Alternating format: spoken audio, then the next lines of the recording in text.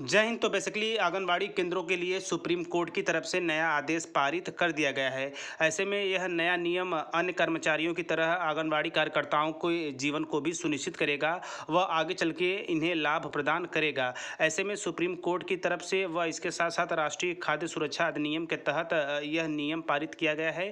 तो ऐसे में ऑफिशियल न्यूज़ पे चलेंगे, वहाँ से आंगनबाड़ी सहायिकाओं के लिए स्पेशली सुप्रीम कोर्ट की तरफ से क्या कुछ नए नियम पारित किए गए हैं और यह जो नियम है किस तरह लाभान्वित करेंगे, हर एक इन्फॉर्मेशन आपको इस छोटी सी वीडियो के माध्यम से मिलेगी। तो बिल्कुल वीडियो के अंत तक बने रहिएगा ताकि किसी भी तरह का संशय आपके मन में न रहे। तो ऐसे में यहाँ पे मैं एक चीज़ स्पष्ट करना चाहूँगा कि यदि आप शिक्षा विभाग से जुड़े हुए हैं, यदि आपका लगाव शिक्षा विभाग से किसी भी तरह से है, तो आप टीचर प्लानिंग पॉइंट चैनल के साथ जुड़े रह सकते हैं, क्योंकि यहाँ पे पूरा प्रयास किया जाता है कि समय के साथ आपको नवीनतम चीज़ें प्रदान की जाए शिक्षा विभाग से जुड़ी।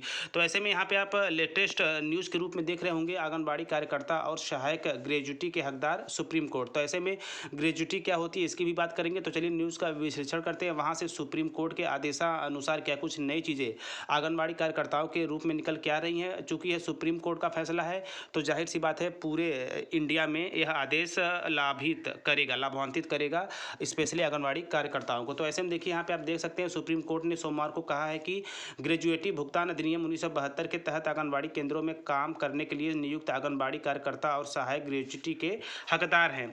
जस्टिस अजय रस्तोगी और जस्टिस अभय एस ओका की पीठ ने कहा कि राष्ट्रीय खाद्य सुरक्षा अधिनियम 2013 के प्राविधानों और शिक्षा का अधिकार कानून की धारा 11 के कारण आंगनबाड़ी केंद्र भी वैधानिक कर्तव्यों का पालन करते हैं तथा वे सरकार की विस्तारित इकाई बन गए हैं। पीठ ने कहा है कि इन अपीलों में शामिल विषय यह है कि क्या एकीकृत बाल विकास योजना ICDS के तहत स्थापित आंगनबाड़ी केंद्रों में काम करने के लिए नियुक्त आंगनबाड़ी कार्यकर्ता और सहायक ग्रेजुटी भुगतान कानून 1972 के तहत ग्रेजुटी के हकदार होती हैं।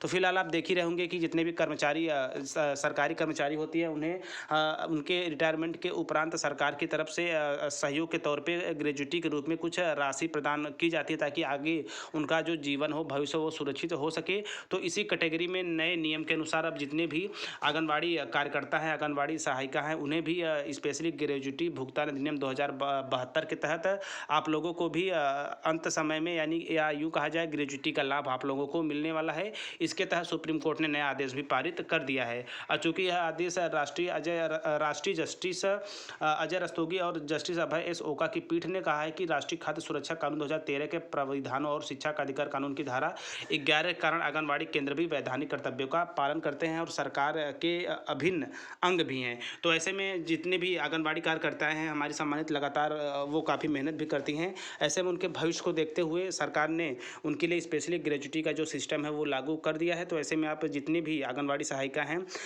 आगे चल के आप लोगों को ग्रेजुटी का जो लाभ है वो सरकार के द्वारा प्रदान किया जाएगा। यह स्पेशली जो ऑर्डर है वो सुप्रीम कोर्ट के द्वारा दिया गया है। तो बिल्कुल आप लोग के लिए कहीं ना कहीं सुप्रीम कोर्ट की तरफ से एक बड़ी चीज़ें हो रही हैं, चूँकि इससे पहले किसी तरह का प्रावधान नहीं थे। अब नए नियम के अनुसार आप लोगों को ग्रेजुटी का लाभ मिलेगा।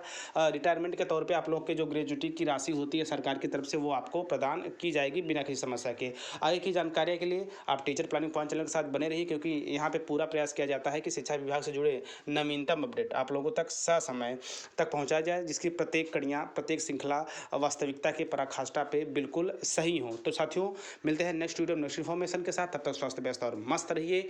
जय हिंद, वंदे मातरम।